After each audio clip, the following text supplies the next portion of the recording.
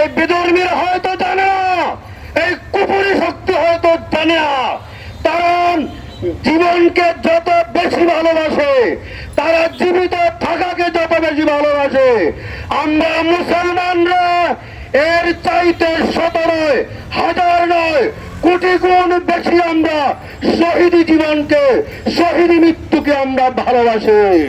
সুতরাং তোমরা আমাদেরকে মৃত্যুর ভয় দেখিয়ে কোনো লাভ নাই। দেশ, মাতৃভূমি এবং ইসলামের জন্য আমরা সকল প্রকার ত্যাগ করতে প্রস্তুত রয়েছে।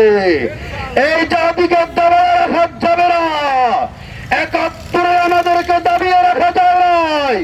পৃথিবীর ইতিহাসে বিরল, মাত্র ৯ মাসের যুদ্ধের ব্যবধানে একটা রাষ্ট্র স্বাধীন হওয়া পৃথিবীতে এমন আরেকটি নজির নাই।